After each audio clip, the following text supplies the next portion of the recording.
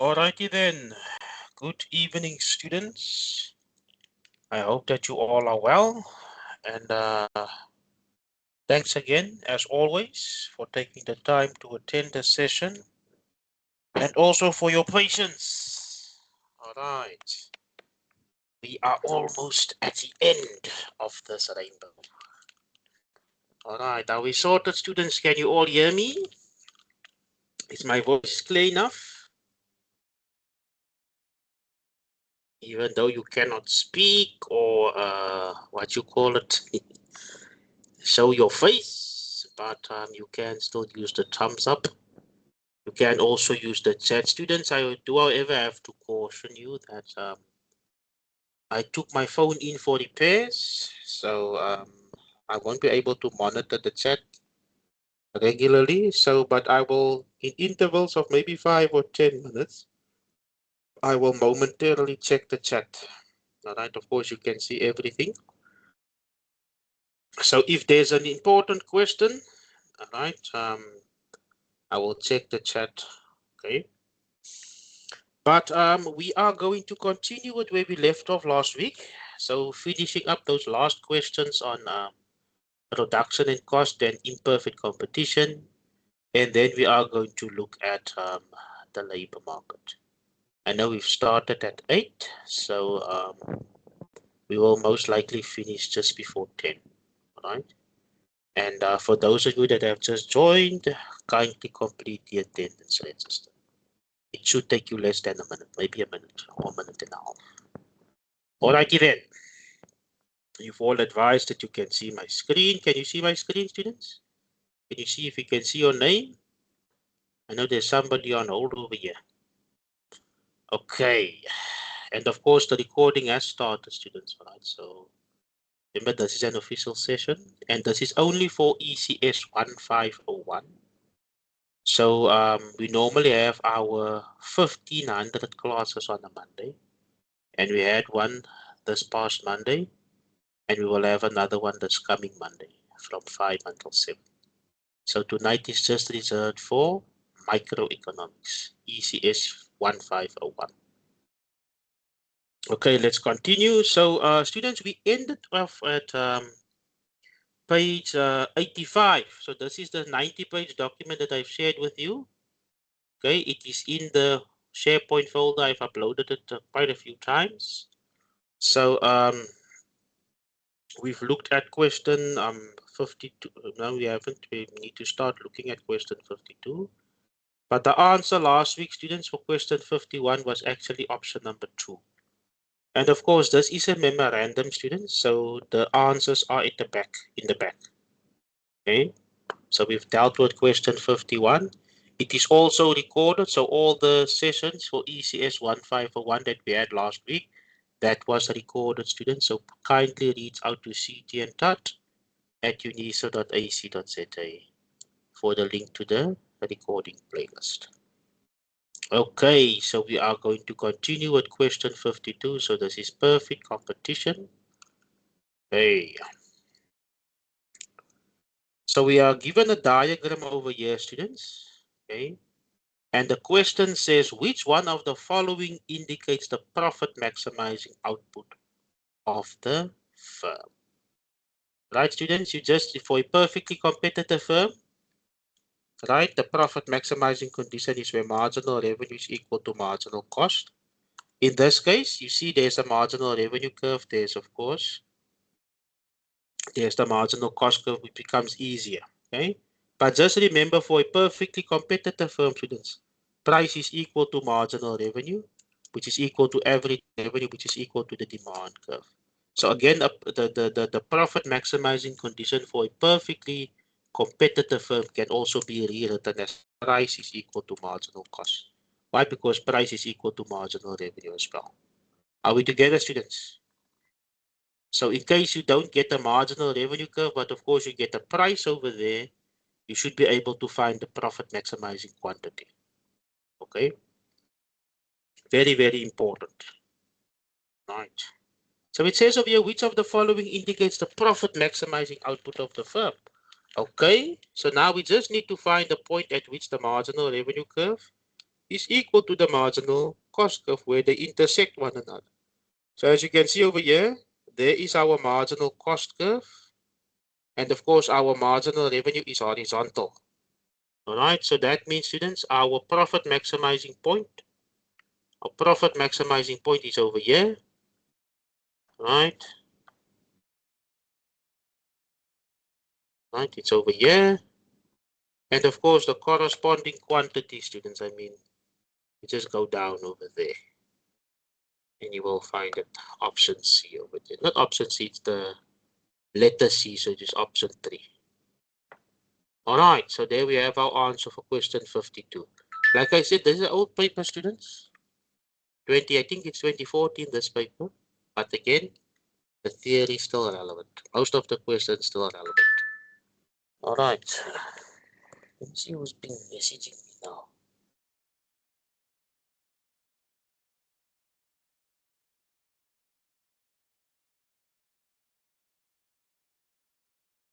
Just give me a second, students.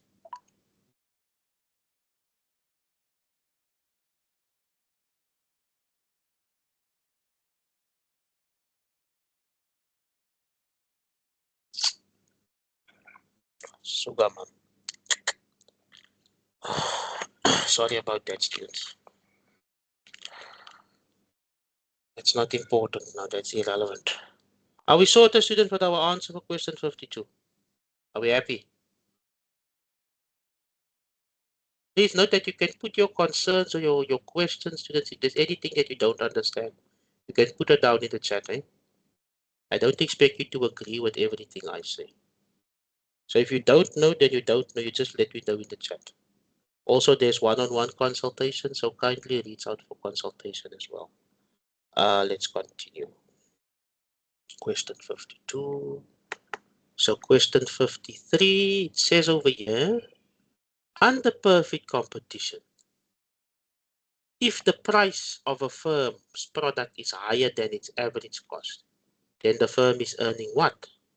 If the price is higher than its average cost, look over here, students. Right, so look at the profit maximizing output level over there, right? You go into that line, let's zoom in over here. You go into that, you go along this line over here because that's the profit. Remember, we analyze perfect competition graphs from the very first point is the profit maximizing point. As you can see over there, at that profit maximizing output level of C, there's the average cost. Average cost lies over here. Okay? And then, of course, the price over there. So that means the price is higher than the average cost at the profit maximizing output level, which means over here, the perfectly competitive firm is making a profit. Do you see? But remember now, students, what you need to know about the perfectly competitive firm. Again, this is just to refresh your memory, right? A perfectly competitive firm in the short run. So remember, 3 things can happen in the short run. All right. Number one, it can earn an economic profit. Right? Economic profit. Number two, it can incur an economic loss. And number three, it can also earn a normal profit. Okay, but of course, what we do know that in the long run, students, for a perfectly competitive firm, PCF, long run, okay, right, okay, long run, we know that it earns a normal profit only. Right. So for economic profit, students, economic profit, look, the price is greater than your average cost. That's the economic profit. So that's basically our answer over here. All right, the price is greater than the average cost. Economic loss, the price is less than the average cost. Because remember, students, for a perfectly competitive firm, their price is equal to their average revenue. Do you see? So if their price or their average revenue is less than their average cost, they're incurring a loss. But if their price is greater than their average cost, they make a profit. You see, and of course, for normal profit, students, we know that the price is equal to the average cost over there.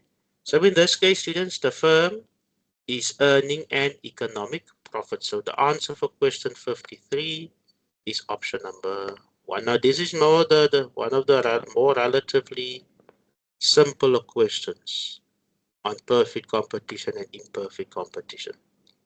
All right, are we together, students? Are we sorted? Okay. Righty then, let's look at question 54. Question 54 says, under perfect competition, the rising part of a firm's marginal cost curve above minimum average variable cost. Well, we've already dealt with that last week and the week before that, right? That is known as the supply curve of a perfectly competitive firm. It is that segment of the marginal cost curve that lies above minimum average variable cost curve. Only after that point does the perfectly competitive firm start to supply, right? Because where the price is equal to the average variable cost, that is the shutdown point.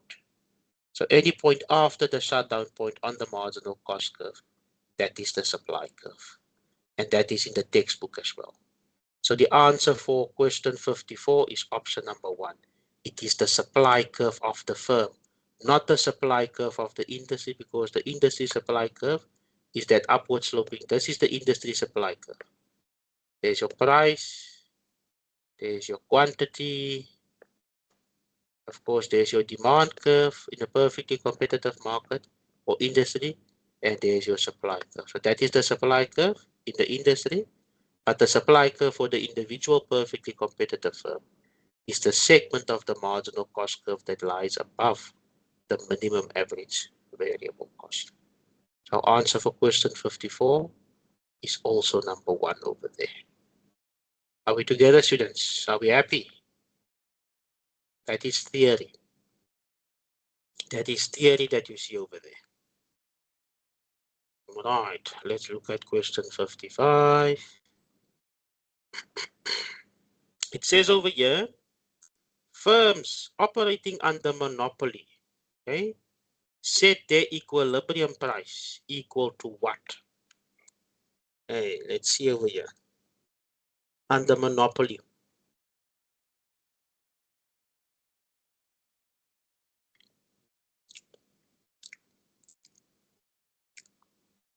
Right. Let's see. Let's just draw, this is how it is in the textbook, eh? Let's just draw the demand curve facing a perfectly competitive firm. Right? Not sorry, this is a monopoly, my apologies, eh?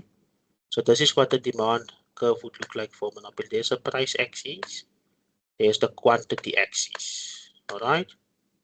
So there's our demand curve facing a monopoly. All right, that's a demand curve. Demand curve is equal to the average revenue curve, students. This is for monopolists, eh? Remember, demand curve for monopolists is downward sloping. All right. So there's our demand curve.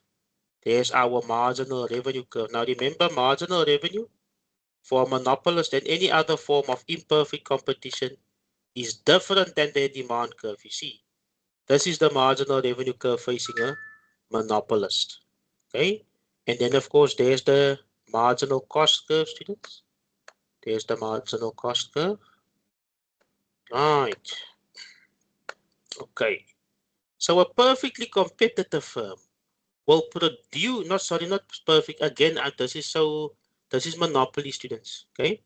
I do apologize for mentioning perfectly competitive firm all the time. So this is a monopolist. Are you following? Right? Are you following, students?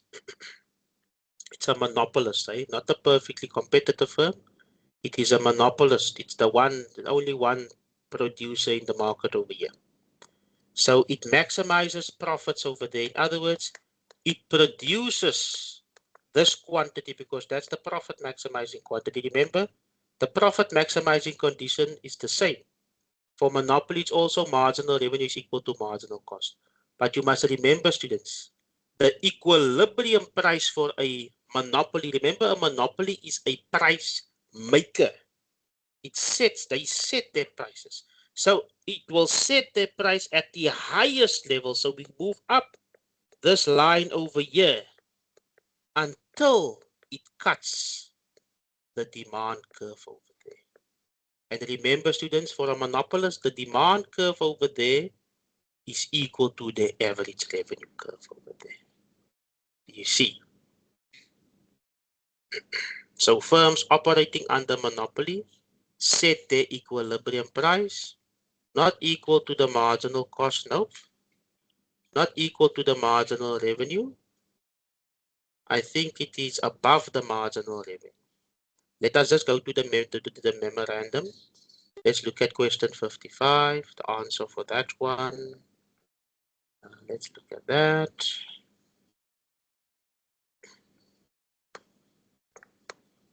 Right.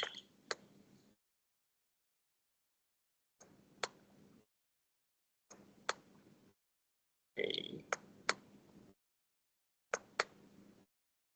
55. There's no answer over there for 55. Interesting. There's an old paper. 2014's paper over here. But I mean, students, you can see over here, if you look at question 55, right? It will set its products there, right?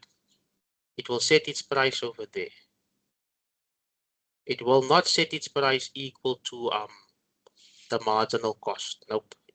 It won't set its price here. It won't set the price here, students.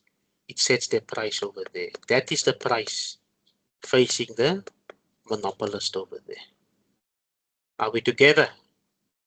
So that means it is above the marginal revenue curve, yes, but also it is below the average. But it's not actually below the average revenue curve. It's actually above the marginal revenue curve. So I strongly believe, students, that it will set the equilibrium price at option number 4, which is above the marginal revenue curve, because you can see over there, at this point over here, students, it's on the average revenue curve.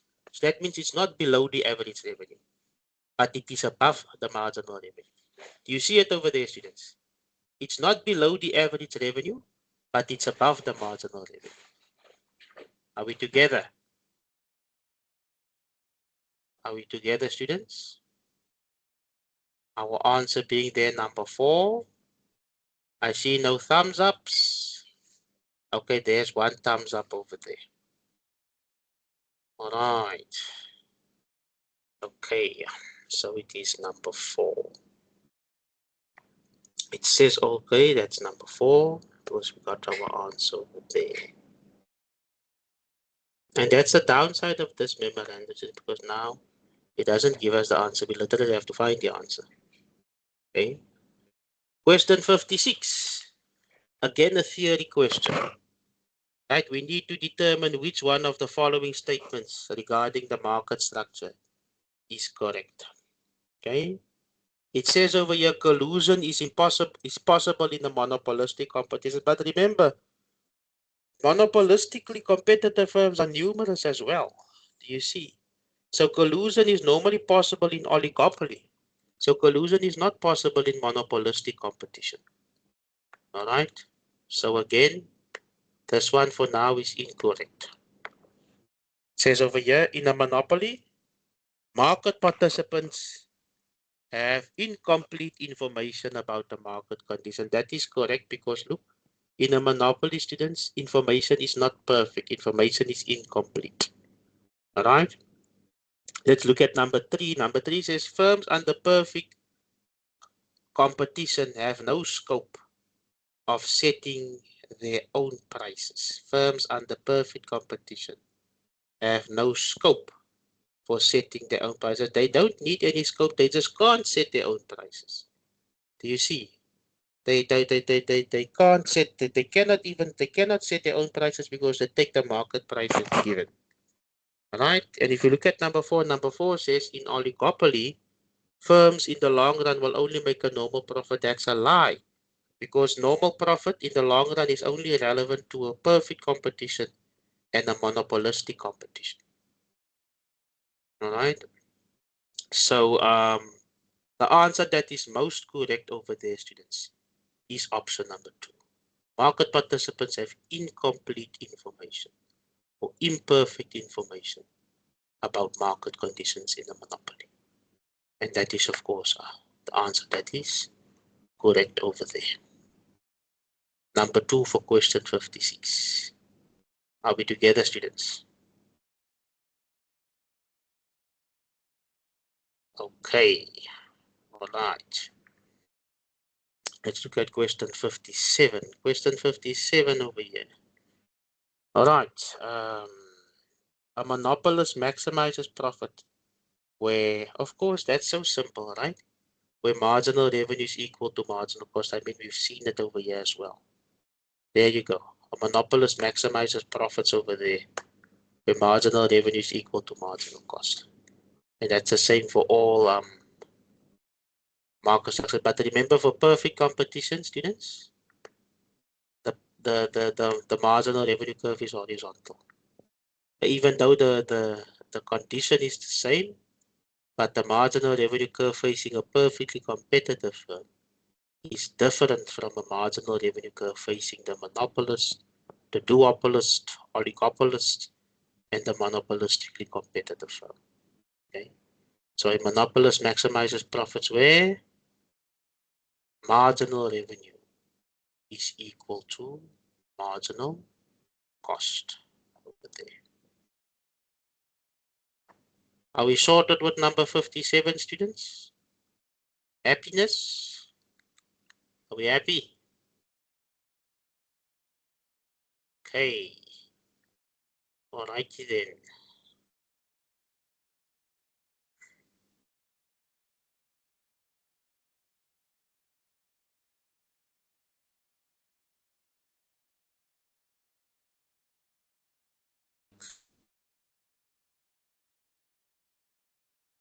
It's a whole session, right? If you guys are in possession of any past paper, any practice questions, right, practice assessments, please send it to me via email. We can look at those questions in the sessions to come. I know I've said this quite a lot before, but it's still relevant, students. Right? It's still relevant over here.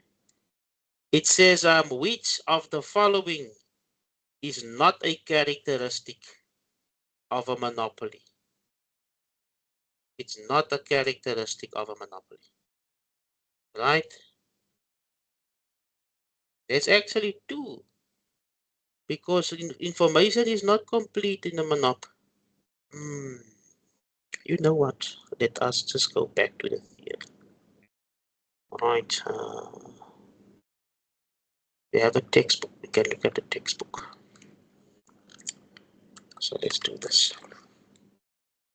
Okay.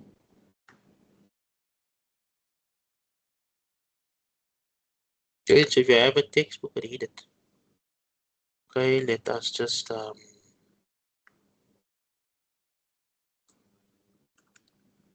let's see if we can find chapter 11. All right. That's chapter 14, chapter 11. All right. Chapter 13. Oh, there we go, yeah. So at the end of this chapter over here, there's a summary table. Right.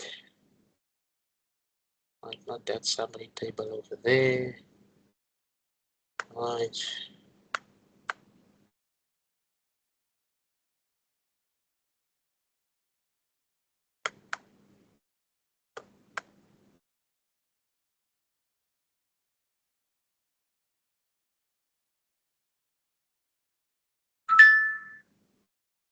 Almost there, students, almost there.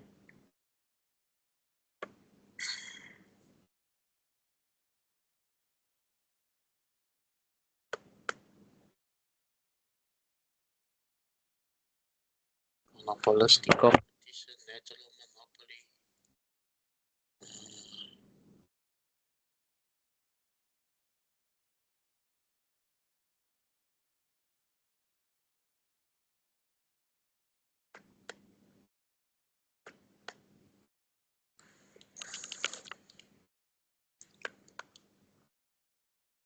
Hi, Bowman. Where's that?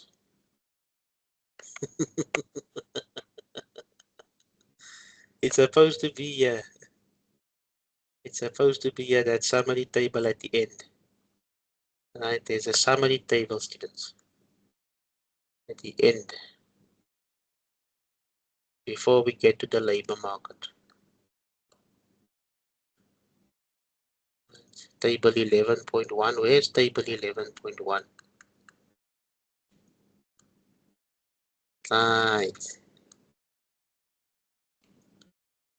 I'm looking for table 11.1, students, just to verify. Okay.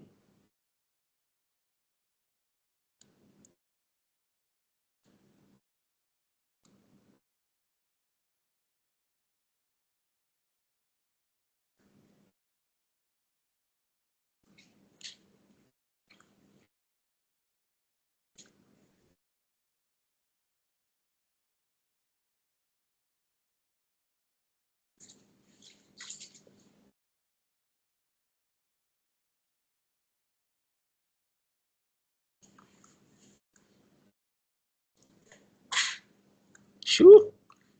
Where did that table disappear to? I think I might have passed it. Apologies for the delay, students.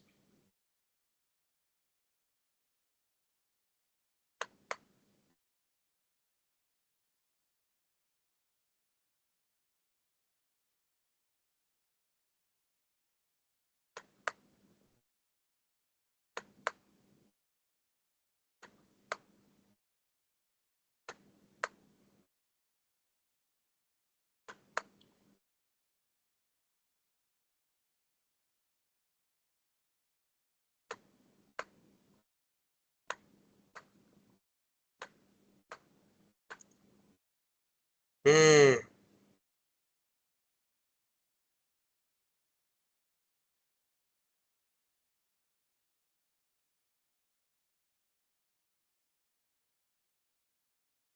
This is a different table over here.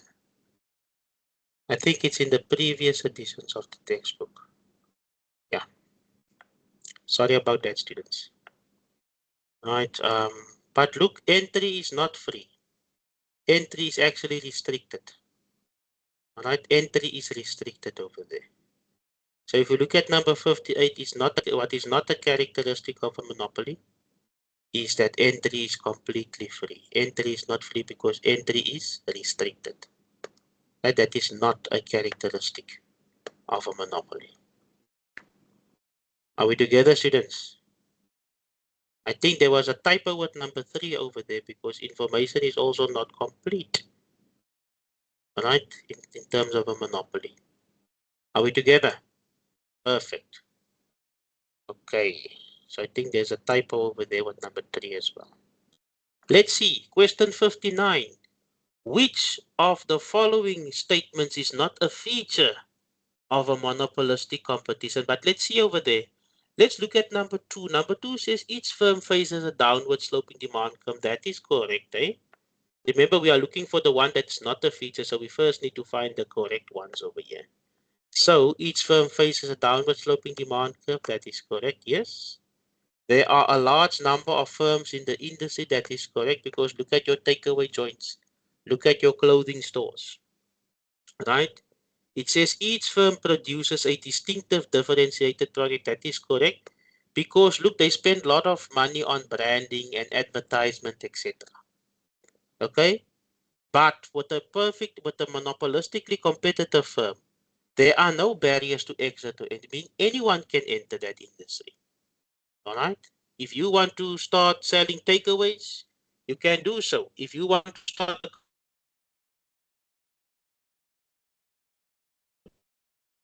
a line, exit. Okay? Remember, a monopolistically competitive firm, students. A monopolistically competitive firm has characteristics of both perfect competition and that of a monopoly. And this is one of the characteristics that it actually um, has in common with a perfectly competitive firm is that there are no barriers to entry or exit. But in this case, they say that there are barriers. There are no barriers. So this one is the incorrect one over here. Option number 1. And of course, that is actually the one that we want, students, because the question says, which of the following statements is not a feature of a monopolistically competitive firm? Are we happy? Are we sorted? Oh, thank you for that. Thank you for that. I thank you for the same. Yeah, this is actually the one that I was looking for. But there's also another option over here about information, right? But we've already determined that in a, well, look, for a perfectly competitive firm, market participants have full knowledge of the market. So information is perfect. But for the others, for the monopoly, monopolistic competition, oligopoly, they have no perfect knowledge of the market. Right? Here we go. So let's get. Are we sorted, students? You see there.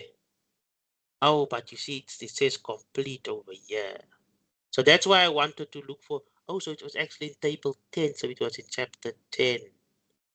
I was looking in chapter 11. Okay, students. But I mean, the answer, we got the correct answer over there. So, yeah,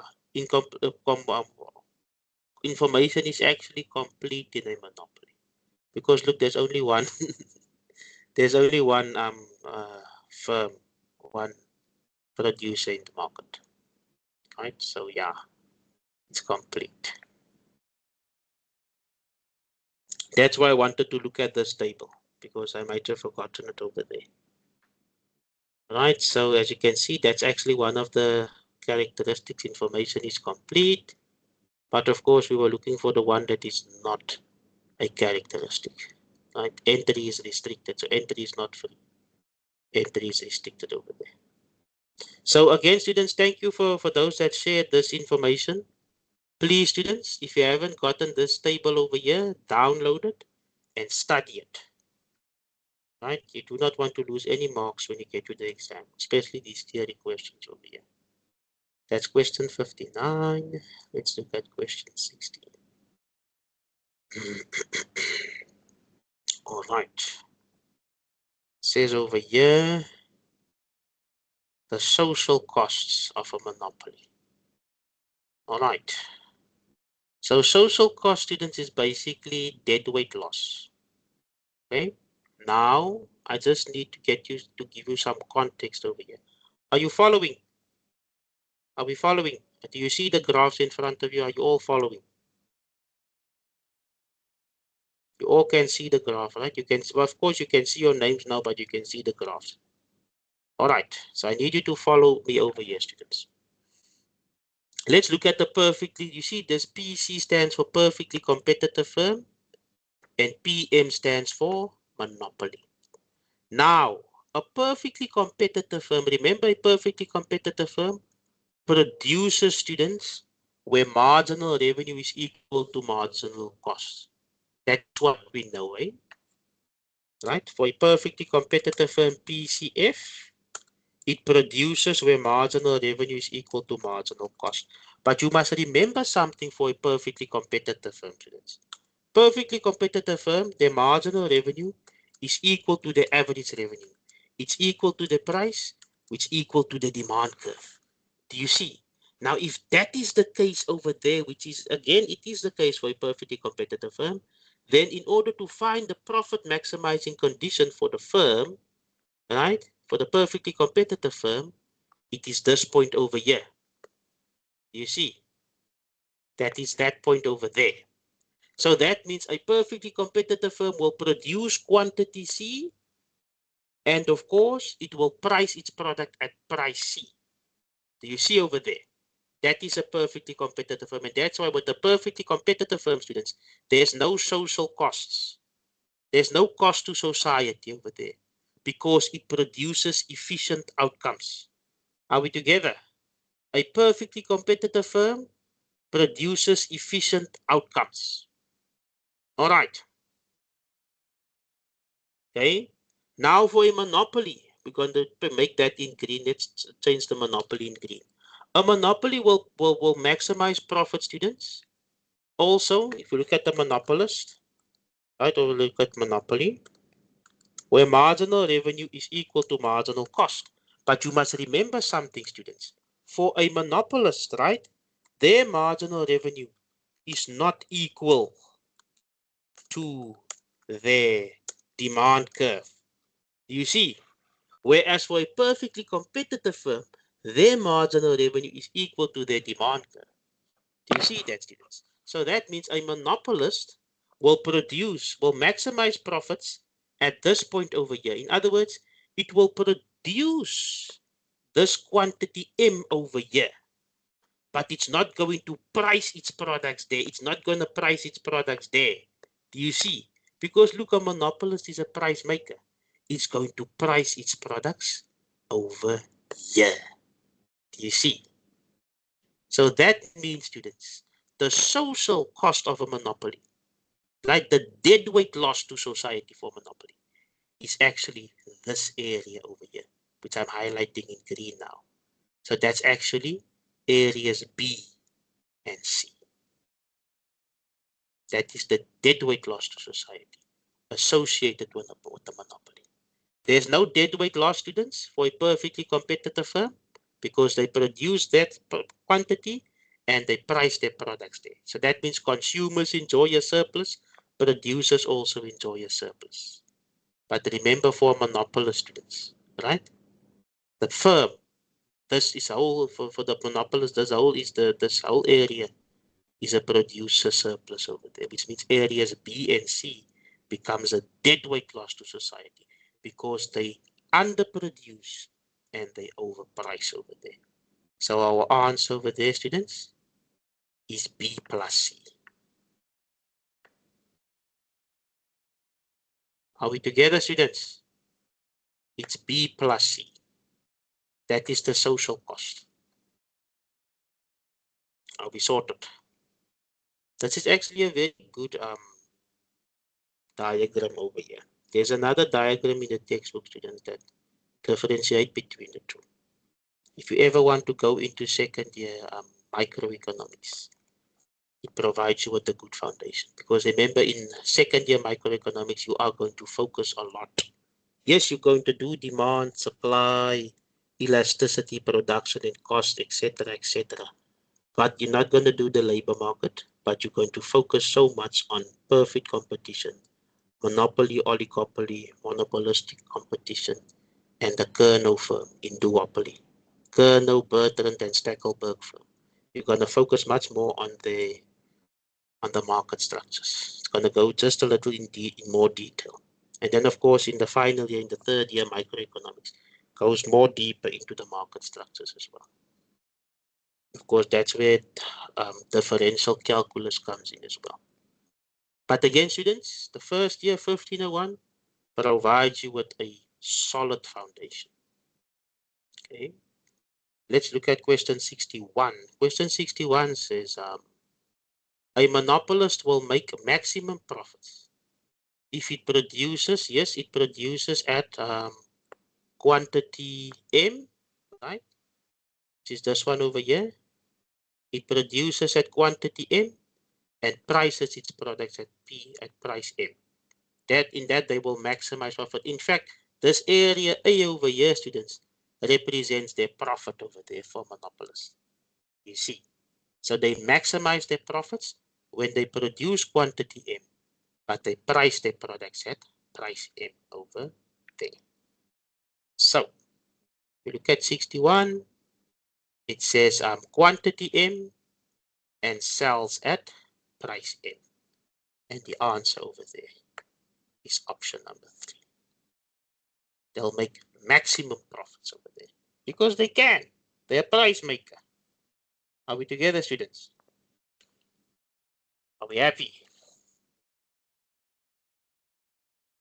Okay. All right. That's question 61. All right.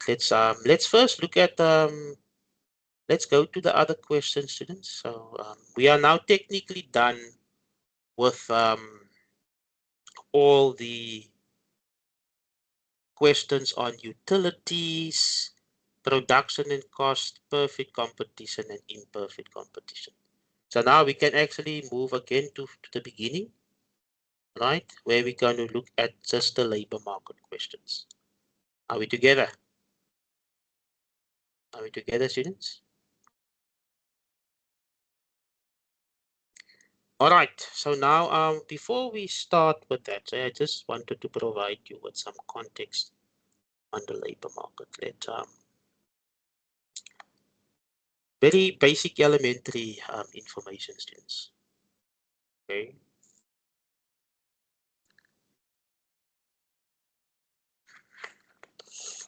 Okay. Almost there. Of course, we still have the whole of next week to look at the labor market questions as well. And then, of course, once we're done with that, students, and look, you again, it's the memo is there, so you can again look at the answers as well. But what we know, students, right? Labor market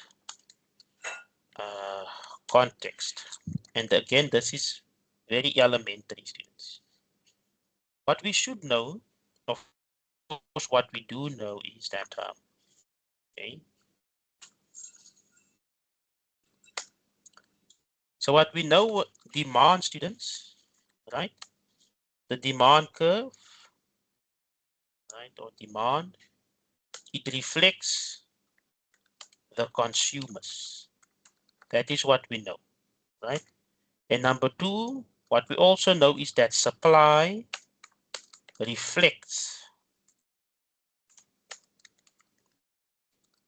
the producers or the firms, or the firms, etc. Why is the font size so small?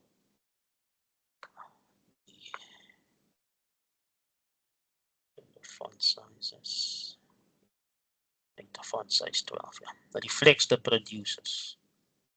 All right, that is we are all in agreement. That is what we know from demand and supply, and of course throughout microeconomics. So because demand and supply is actually one of the core units or one of the core chapters of microeconomics. That is what we know. And of course, when we did price floors and price ceiling, students, we've seen the impact, right? We've seen the impact of a price floor and a price ceiling, how it leads to a deadweight loss to society. Alrighty then. But when we get to the labor market, students, right? Just remember when we get to the labor market, right? Labor demand, right? This reflects the employers. So in other words, it reflects the firms. Are we together, students? Labor demand reflects now the firms. Previously, the supply reflects the firms. That's in a perfectly competitive market, but in a labor market, students, labor demand reflects the firms. Are we together, students? Students, are we together? Labor demand reflects the firms, eh? And then, of course, labor supply, students, reflects the consumers, the person who's working, right? Labor supply,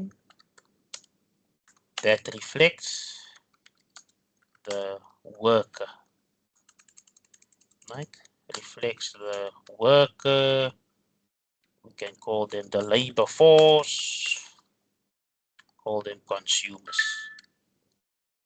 right? Because we work for what we, of course, what we work and we get paid, we eat, we consume. Are we together, students? I just wanted to bring that point across, eh? That's very, very important for you to know. All right, let's look at the questions. Let's look at the questions. You can read through the theory. I don't want to read through the theory, students.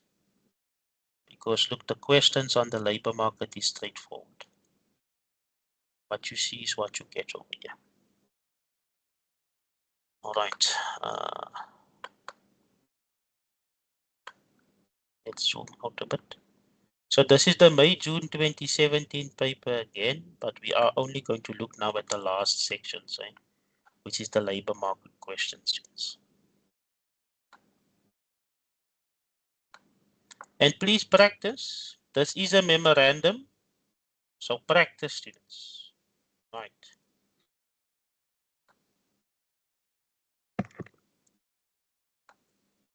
You know, when we're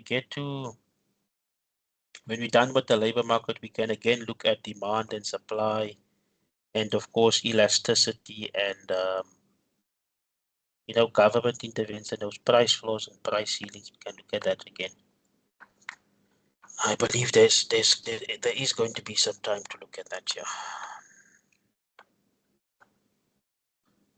Okay.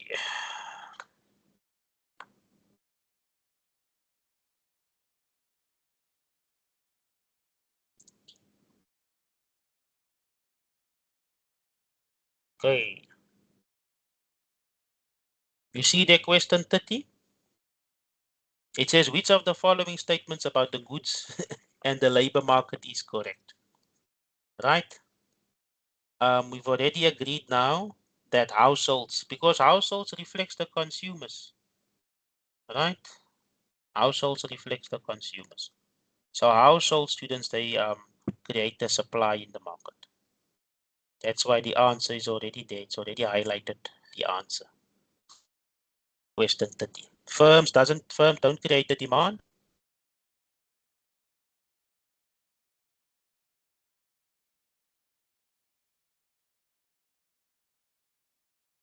Firms create the demand in the labor market. Okay. Households create the supply in the goods market. Households create demand in the goods market. And then firms create the supply in the goods market. You see, you have to read it over here.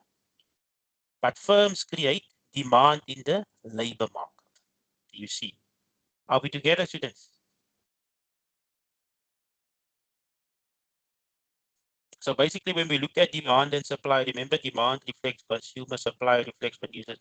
That is in the goods market. A competitive market is a goods market. Okay. Let's look at question 30, 31. This has to do with inflation. Don't receive an increase of 5% in her daily wages, right? If price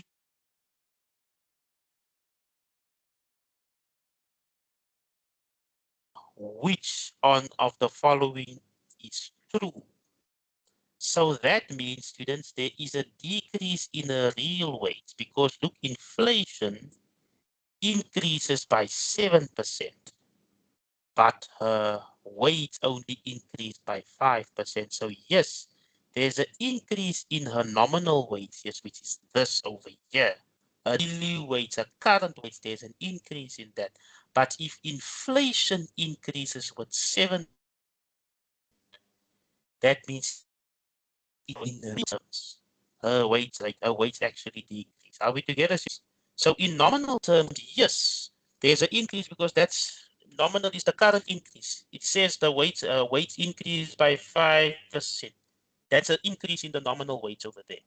But then if inflation, students, remember inflation increases by 7%, her wage only increases by 5%. So that means the inflation actually increased more than her wage. So there's an increase in her nominal wage, but her real wage actually decreases. You see, in real terms, her wage actually decreases over there. We can even look at the answer, students. I believe that answer over there is option number 3, but let's just make sure. Question 31. Let's look at number 3. Question 31. Let's see. Straightforward, students. You see there, number 3 for 31, absolutely correct. Are we together? So option 3 for question 31, students. And these are the type of questions that you will get asked. Some of it you might get asked in the labor market. So for 31 is question, the answer is number 3. Increase in a wage and the nominal wages. Remember, nominal is current, right? But of course, real is a constant wage because a real wage, students, takes into account the eroding effects of inflation. Do you see? So in real terms, it actually decreases by 2%. Are we together? Are we together, students? It's in the textbook. Read. Right? I want to encourage you to read the textbook. That is your friend over there. So that's question number 31. Let's look at question 32. Question 32, it says, which of the following will cause an increase in the supply of labor? Right. Increase in the supply of labor. Okay. We already gotten the answer over there. Question 32 is option 1. Better benefits for workers, such as pension or medical aid. Right? That is our answer. They're not the higher wages. Okay? Not taking away the minimum wage. Not the development of, imagine the development of a new machinery that can replace workers. Lead to a demand. If I am an employer, I might say, but okay, there's a machine. Do you see? There's a machine over here that can replace workers. So why do I need to? There's going to be a decrease in the demand for wages, actually in the demand for labor. You see, but we are looking at the following that would cause an increase in the supply of labor, lead to more people wanting to work, right? So better benefits for workers, such as pension or medical aid. And I believe that that is also the answer if we were to look at our memo for question 32. Right. As you can see over there, it's option number 1. Are we together, students? Straightforward. All right. Straightforward. I actually found this answer in what the previous years, probably 2 years ago with the other students. Okay. And then we basically just tested it. So that's question 32. If we look at question 33, it says what is not a characteristic of a perfectly competitive labor market? So a perfectly competitive labor market, there's a large number of buyers and sellers. That is correct. Yes, all participants have perfect knowledge of the market. So I see it builds on your knowledge of what you learned from a perfectly competitive firm. You see how the chapters reinforce one another.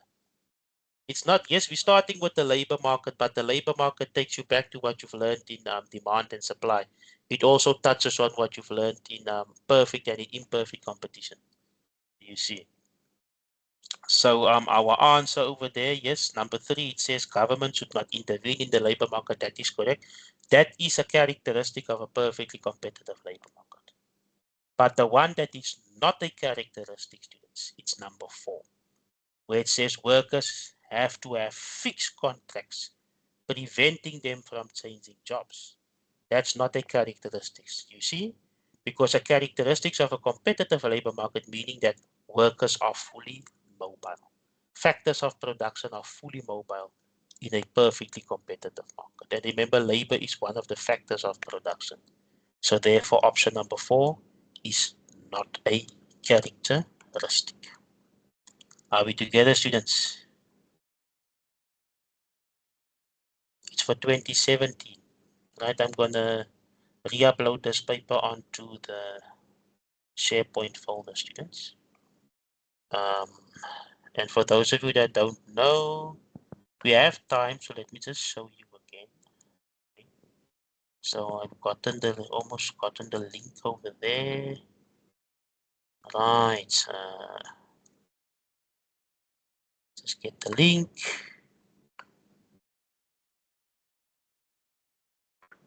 There's that link. Now you see it keeps disappearing on me. Almost there, almost there. There we go. So I'm just going to copy and paste this link again. Please, students, if you haven't saved this link, maybe you've forgotten that you saved it somewhere, but copy and paste it again and save it somewhere. All right, so you click on this link, students. Click on this link. My phone is still at the repair shop, so I won't be able to use the Authenticator app because it's not going to work. I need my phone, right? But if you click on that link, it will take you to this page over here, students. You click on Open Class Notes folder. Click on that, right? And then, of course, you are going to use your My Life at UNISA email address. You're going to put it in there. You're going to click next. You're going to put in your password and you're going to click submit. And then you're going to do the authentication with your phone or the Authenticator app, something like that. And once you've done that, students, you will then have access to the SharePoint folder. So there will be folders that you would put different dates. You can click on, you can go into the folder, and this exam pack will be there. Right, because I have uploaded it quite a few times, students, into the SharePoint folder. Are we together? Are we together, students? So this is the link over here that you are going to save. Right, and this link will not change for the rest of the year, students. Alrighty then. I'm getting cold. Let me just get a blanket. Shoo. It's supposed to be summer or spring. But anyway, yeah. There we go. So let's continue. Okay. So we're done with question 33. Let's look at the graph for question 34. All right. It says over here, which of the following statements regarding the diagram is false? All right, now let's see. Let's look at the diagram first. So what we see over here, we always start at the default position, the equilibrium position, students.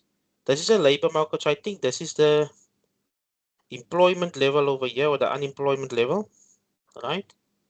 And this is the wage rate over here. Oh man, that's not supposed to happen. Sorry. Now, this is the equilibrium wage over here, students, right? And of course, this is the amount of labor over here, right? Natural rate of unemployment over here, of employment. That's the wage rate over here. Equilibrium wage rate, right? I just need to refresh my memory, students. Right, so let me just go on Google. No, it's fine, don't worry. And over here, I have the textbook open. Right, I have the textbook open. There's the labor market, blah, blah, blah. Yeah, the quantity of labor units.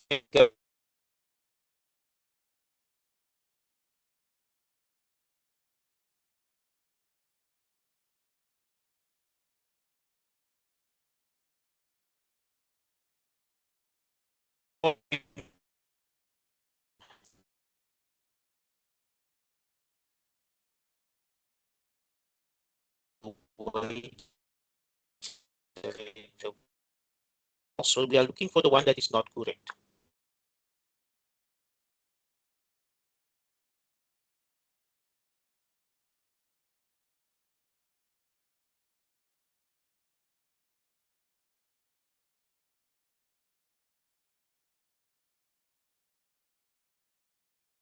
Minimum wage, firms will only demand this amount of labor.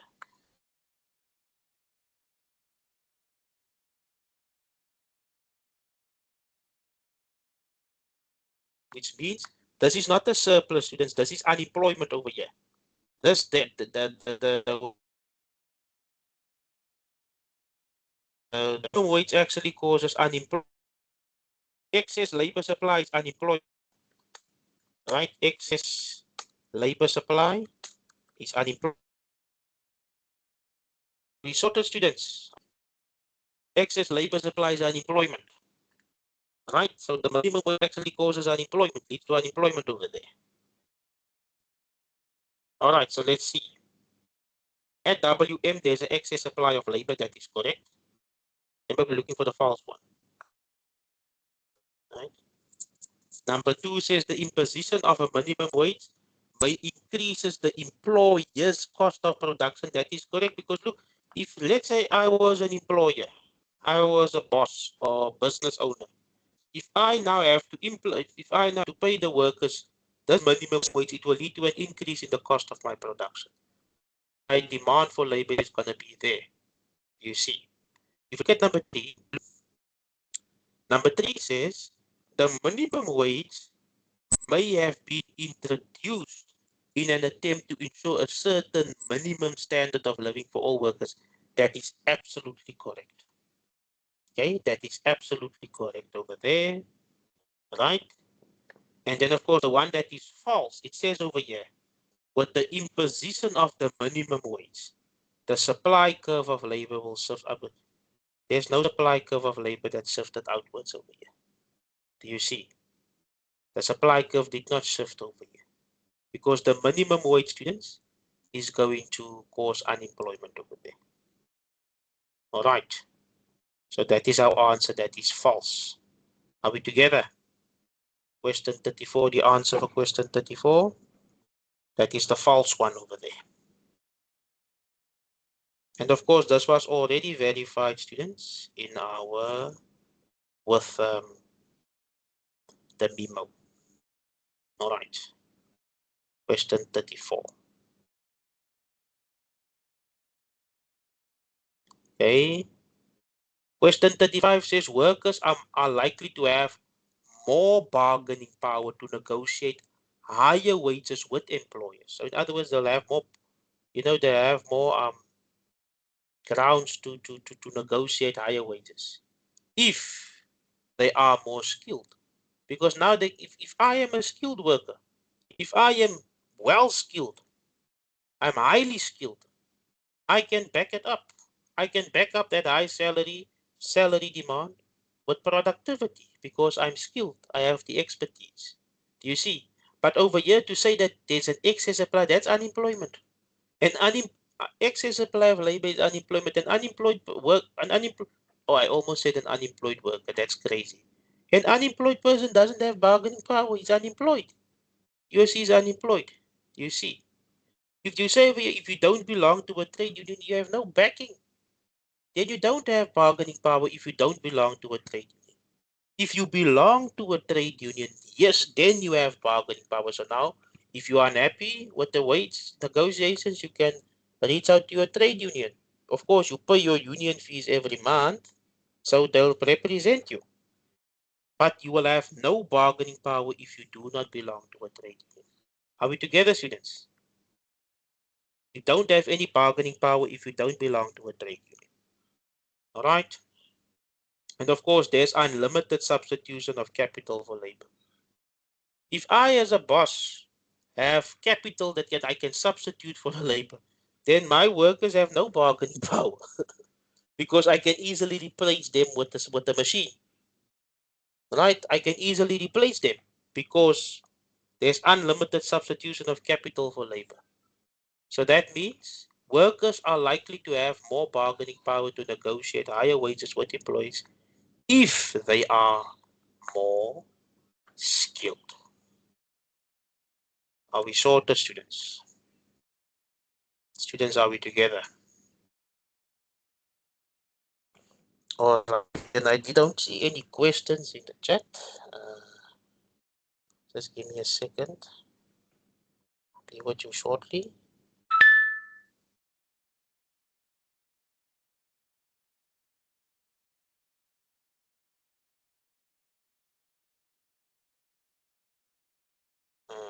We're now going to move to the other one, other session over there.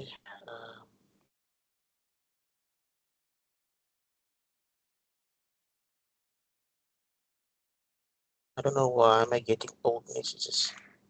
Messages of weeks ago, my word. Sorry about that, students. Yeah, let's look at let's move on to the next part. So that is a 2017 paper, right? May, June 2017. Of course, there's the suggested solutions over there. Then, of course, we're going to move on to May, June 2016. All right, and again, this paper also has some answers, but we're only focusing now on the labor market questions, students. We're going to move right to the bottom. Right to the bottom over here.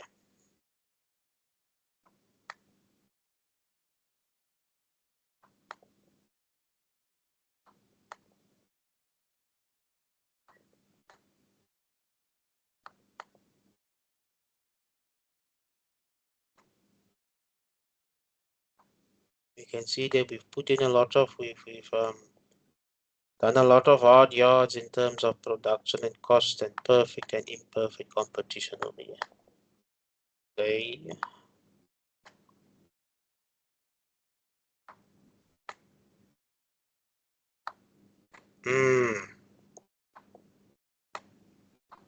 You see there, 66. There's only a few questions in each of these papers over here, students. There's only a few questions on the labor market. You notice that? So the amount of questions on the labor market is a little bit negligible, but believe me, you do not want to lose your marks there. But that is historically, and that is many years ago. I mean, the landscape has changed significantly, students. So be prepared, right? If there's practice assessments available, students, please do it. Right? If there's anything that is unclear with the practice assessment, you can share the practice assessment. It's a practice assessment. We can use that to practice.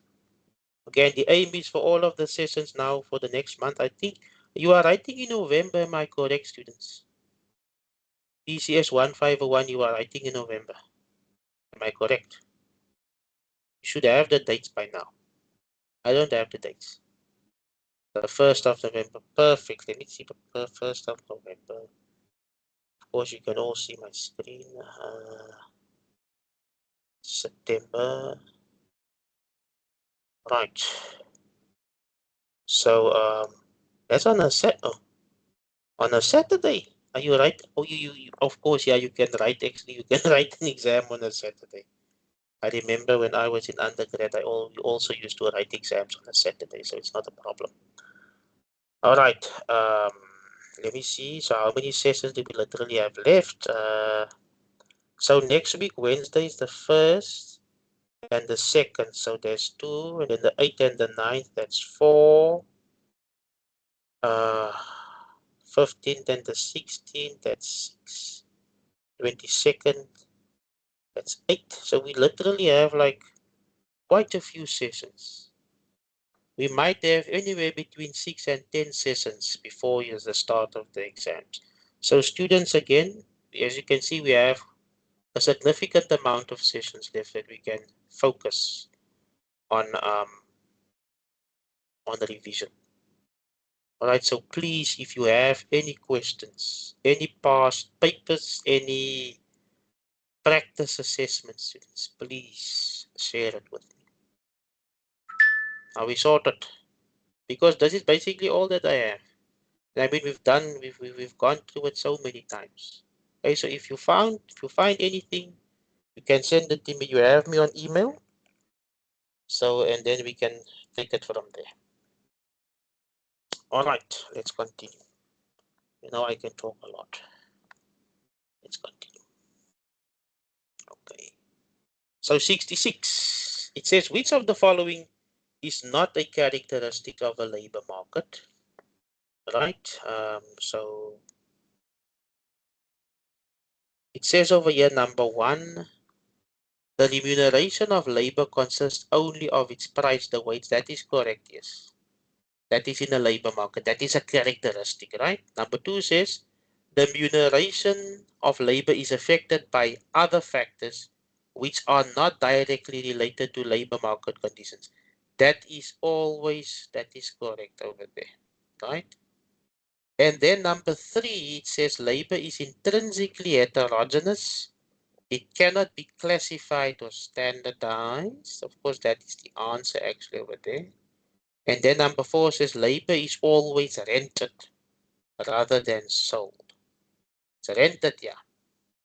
Basically renting that person, right? If you if you sell if you bought that person, basically they are tied to you, right? So it's always rented. You are renting that person. You did not buy that person, right? So but let's check the memo. It's question 66. Interesting, very interesting. Right, 66. Let's check 66. It's number 3. Number 3, yes, that is correct. Right. It's not a characteristic over there. It's not a characteristic, yes. Right. It's not a characteristic over there. Where we say that labor is intrinsically heterogeneous. It cannot be classified or standardized. That's not a characteristic of the labor market. Okay, so that's number 3. And then, of course, if you look at question 67, it's based on this graph over here. So now let's see what happens over here, students. Always we read the graph. Again, this is the labor market. So it is the wage rate over here. And then, of course, that is the quantity of labor over here, students.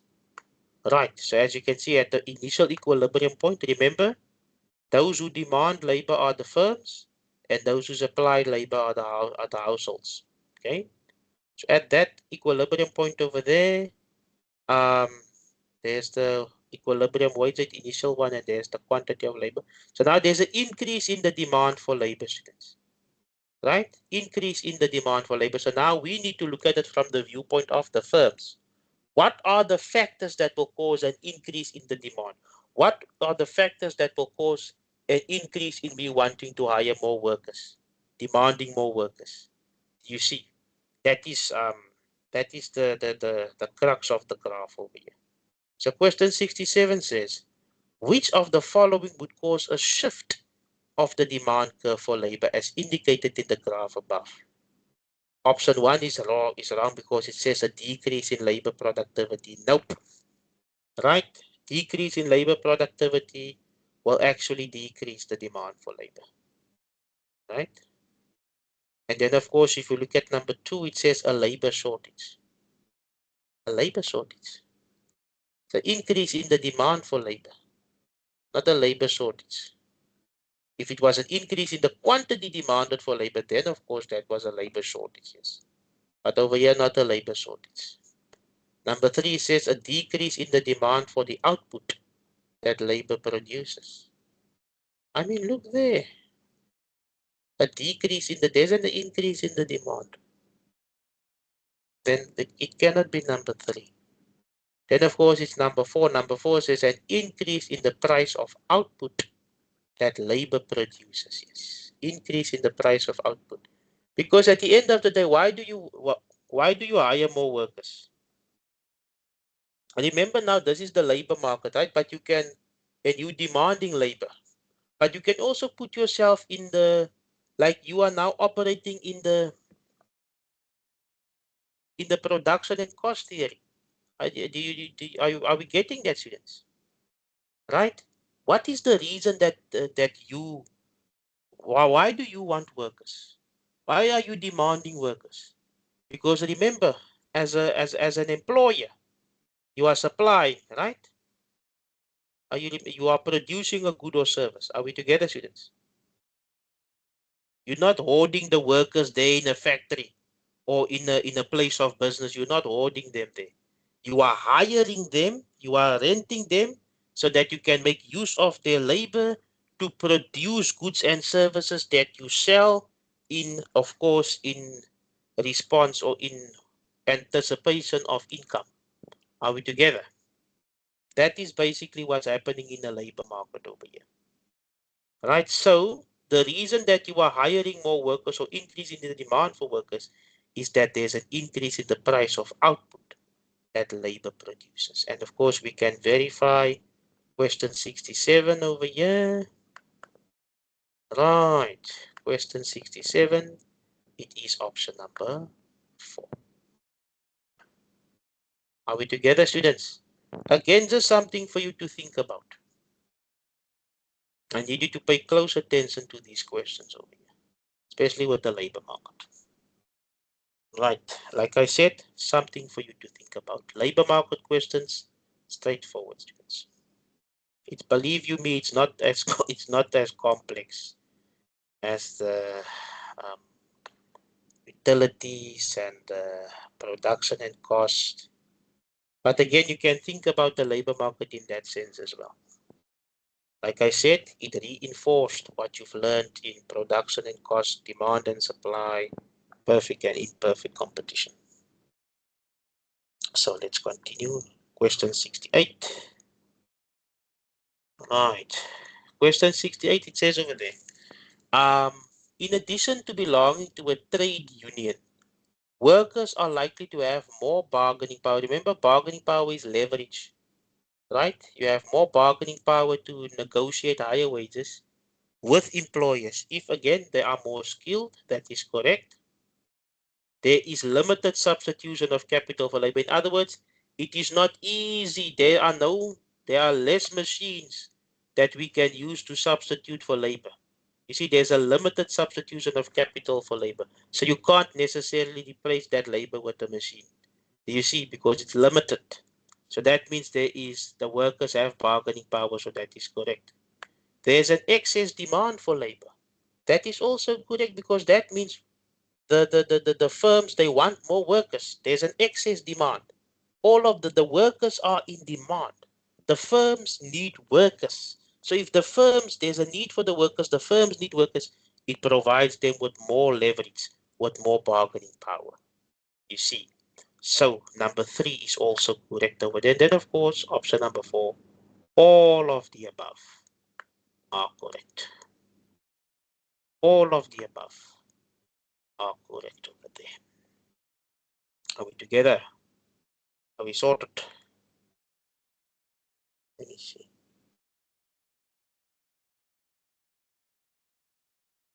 Most students, we are getting there, don't worry. Immediately after this session, there will be a 1601 session. Remember, this is microeconomics and this is macroeconomics over here. So relax, we're getting there. Okay. We are busy with 1501 over here. Are we sorted? So like I said, we will end before 10 and we will then move on to another session for an hour for ECS1601 for macroeconomics. But of course, I don't want to talk about macroeconomics in a micro session. Let's talk about macroeconomics at 10. Are we sorted? So let's move on to question 69. Alrighty then. Okay. Let's see. Question 69 says, trade unions can employ various strategies in an attempt to increase the wage rates of their members, right?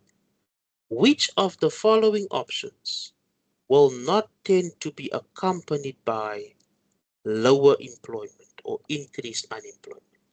Will not tend to be accompanied by lower employment. If trade unions work with the employers to increase the demand for the product, it will not lead to increased unemployment.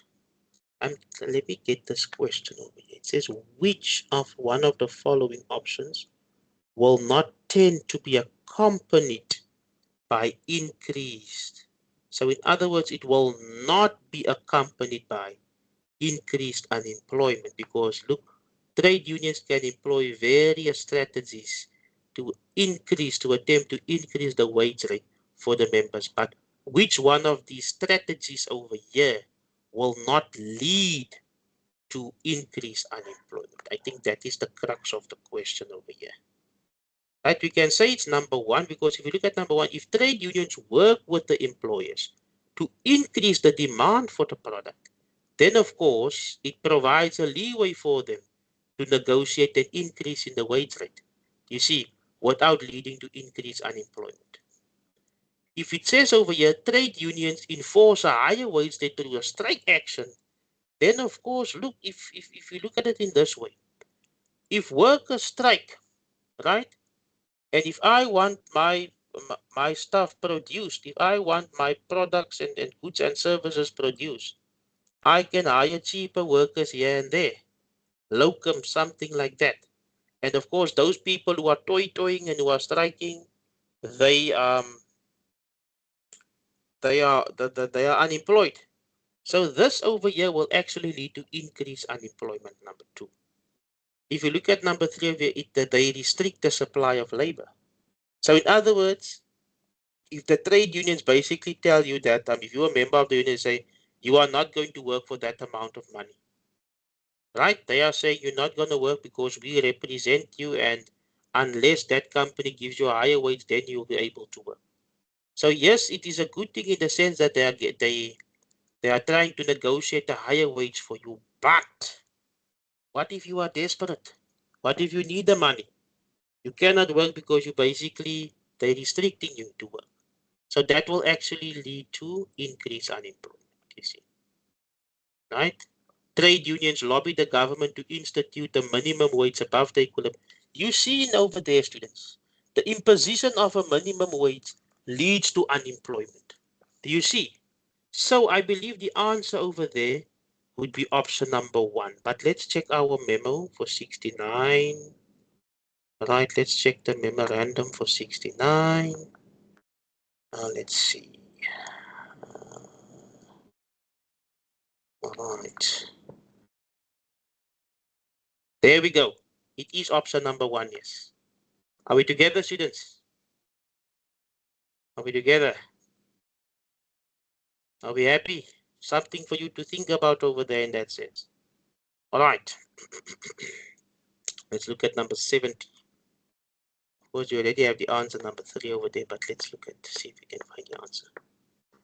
And again, you can see there's always most likely going to be a question, students, on the minimum wage. All right. And if you look at the graph like this, you always start at the equilibrium position. There's the equilibrium wage rate. There's the equilibrium quantity of labor. So now the government has implemented a minimum wage, right? And remember, minimum wage is the law. So at that minimum wage above the equilibrium wage rate, firms are only demanding that amount of workers over there. But of course, we as households, we supply this amount over here. So that means there's an oversupply or excess supply of workers. And if there's an excess supply of workers, there's unemployment.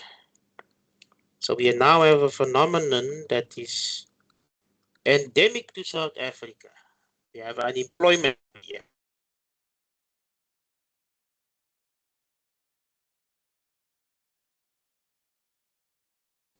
So let's look at the question. It says over here, which of the statements is correct regarding the imposition of a minimum wage in a perfectly competitive market? It says the imposition of a minimum wage increases the quantity of labor employed. That's crazy. It does not increase the quantity of labor employed because firms are only demanding this amount of labor over here. You see, doesn't increase the quantity of labor employed. Nope. It says number two, it is the excess demand for labor is given by the difference between N, what is this, N0 and NM? No, there's no excess demand for labor. With the minimum wage, there's no excess demand for labor because demand for labor is here. Supply for labor is here. There's an oversupply. There's not an excess demand, there's an excess supply of labor, which means that there's unemployment. Do you see? So number 3 is actually correct. And let's look at number 4. Why number 4 is incorrect? It says over there, the imposition of a minimum wage, right? A minimum wage below the wage rate. Let's say the minimum wage was over here, will increase the wage rate and the level of employment. But the imposition is below the equilibrium wage. Let's say, what if the imposition was below over here? Then there's no increase in the wage rate. There's nothing like that. Do you see? Because at that low wage over here, workers will only work or supply their labor over here. But at the low wage rate, the firms will demand labor over there. So again, it cannot be number 4. Number 4 is incorrect, which means only number 3 is the correct one over there.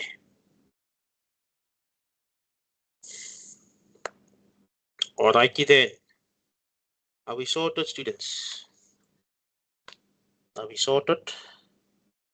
Happy? Students? Alrighty then. Look, if I see 1 thumbs up, then I assume you all are happy. Eh? So if you're not happy, you need to let me know. But like I said, students, the labor market question is straightforward. The questions on the labor market is straightforward. It basically combines almost everything that you've learned in microeconomics. Okay, so that was question 70. There's no such thing as 70. That's 70, not 70. 70.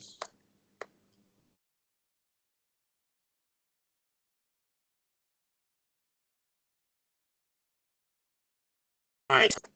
Okay, so we've looked at May, June 2017, May, June 2016, and this is now May 2015. So we look at the labor market questions over here. Let's see how far we can get over here, because there's still the evaluation form to fill in, students, and then we can call it an evening, and then we can continue with this next week, God willing. All right, so once we're done with the labor market questions in these papers, we can then shift our attention to demand and supply, elasticity, and government intervention. And then once we get closer to the exams, God willing, and we are still alive, if I'm still alive at the time, we can again relook at utilities, production and cost, perfect and imperfect competition, as well as the labor market. Okay. Because if you look at the past papers, right, there's actually a lot of questions on the first chapters as well. Demand and supply elasticity, lots of questions on that. So we've done this, we've done utilities, we've done production and cost. Right.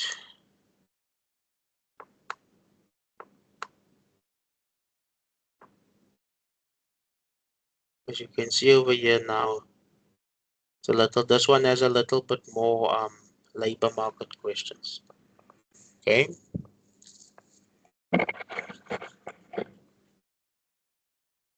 Let's see question 63, students. Which of the following statement is true? It says over here, if labor productivity rises more than nominal wage rises, then real wages will decrease. Productivity. So does productivity actually increase with real wages? Let's leave option 1 for now. Let's see. If nominal wages increase by less than inflation, that is incorrect, because real wages will actually decrease. Remember we did earlier when the person's nominal wage increased by 5%, but inflation increased by 7%. And of course, the answer was that their real wages decreased, you see. So option 2 says if nominal wages increase by less than inflation, real wages will increase. That is incorrect. Real wages will actually decrease, you see. Number 3 says if as real wages increase, nominal wages will fall. I don't think that is correct over there. If you look at number 4 says if labor productivity rises more than the wage rises, the cost per unit of output will fall. The cost per unit of output will fall. Because labor productivity is normally the numerator, right? If it is the numerator, then if the numerator increases, if you look at a fraction, students, right? And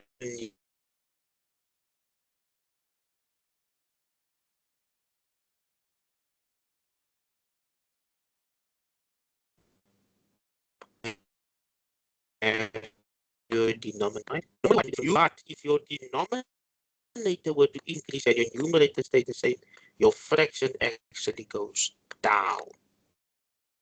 But this one says if labor productivity rises more than the wage rises, then cost per unit of output will fall. No, cost per unit of output won't fall. Cost per unit of output will actually.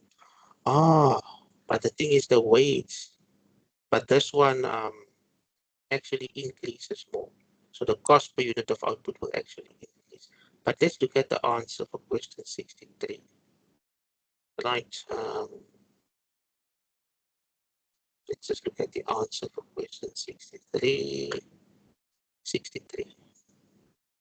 It's a little bit of a complex question. It's actually number 4.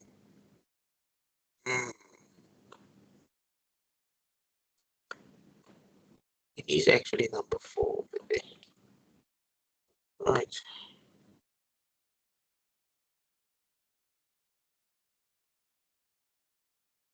Yeah, this is incorrect. Yeah, labor productivity has nothing to do with real wages.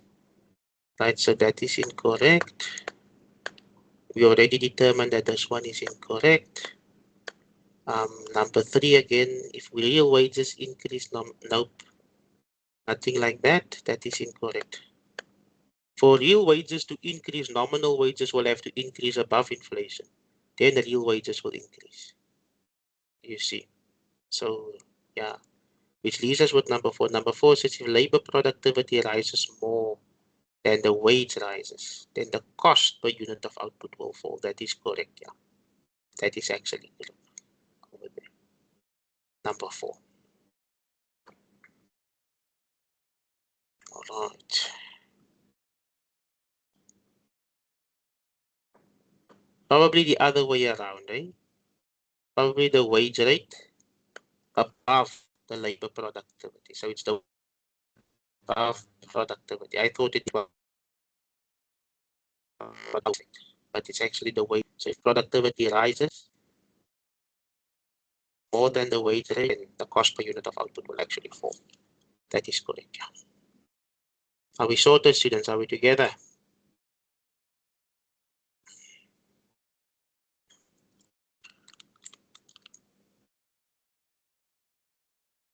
All righty then. Okay, we do one question, eh? And we're going to do the what you call it, the evaluation. Then I'm gonna stay on if there's any questions or concerns, if you have any, just before 10, and then we can, for those that are doing 1601, we can make our way to the other session.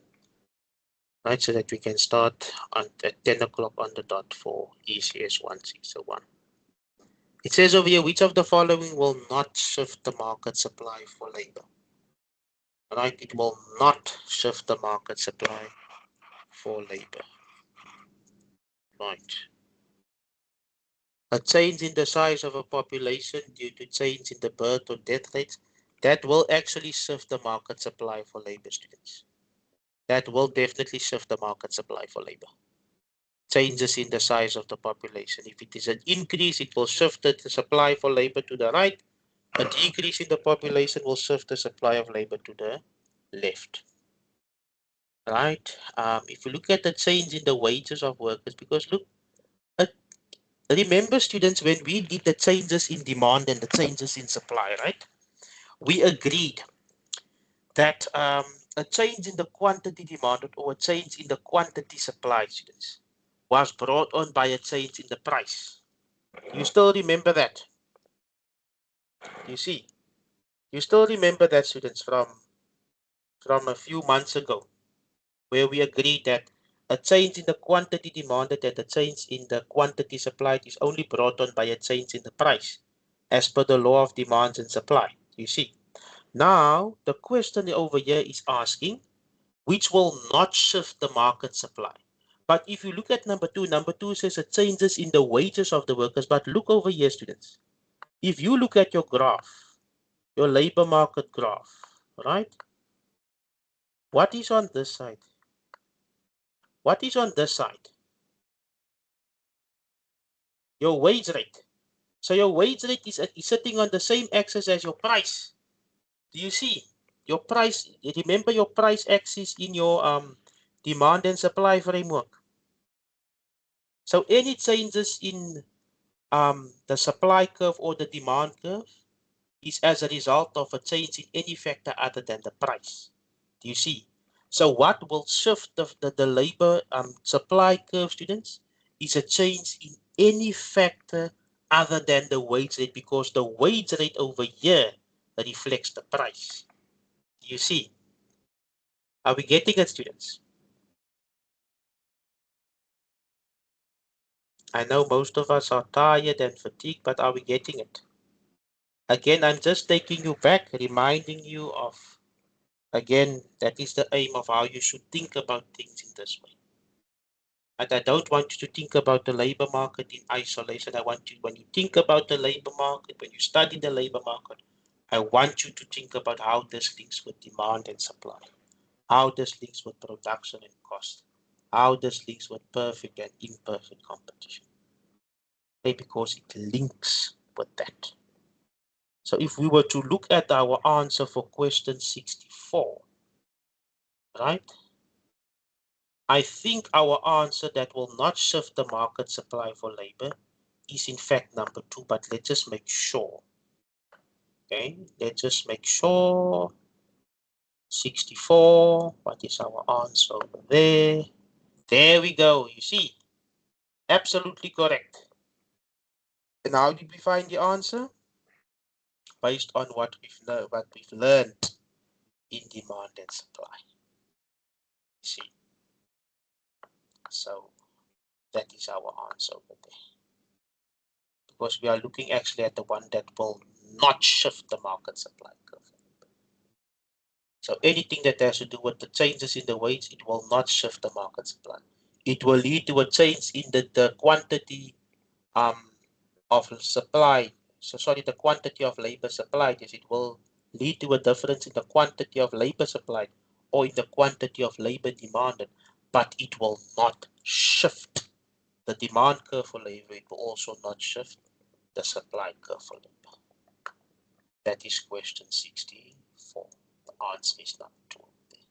But of course, a change in the labor force participation rate will shift the market of supply for labor. A change in migration, definitely. The more people migrating from other countries or from other areas in South Africa to Johannesburg or to Cape Town or to Durban, it's going to lead to an increase in the labor supply. Are we together, students? Are we sorted? Happy? I know it's a lot. It's a lot, but like I said, we are getting there. All right, we are getting there. So let's see. A change in the wages. What happens over here? It says a change in the wages causes a shift in the marginal revenue product curve for labor. Shift in the marginal physical product curve for labor. Shift in the marginal revenue curve for labor.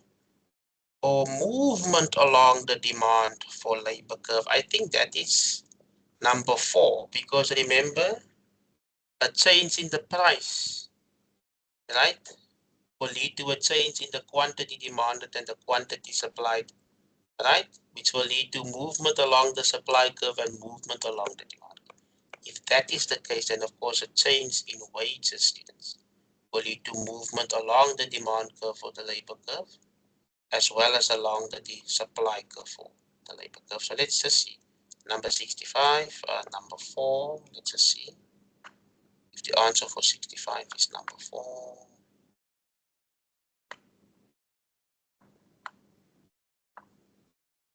Yeah, boy. You see there? Because I've never heard of those other curves before. Well, I must have heard it and I probably forgot about it. Yeah. Right. It's actually number 4, students. Changes in wages causes a movement along the demand curve for labor. There we go. Now, students, we are going to call it an evening, right? I'm going to save this, right? And then I am going to stop the recording. All right, but before you leave, okay, there is the evaluation form. I want you to use the next 5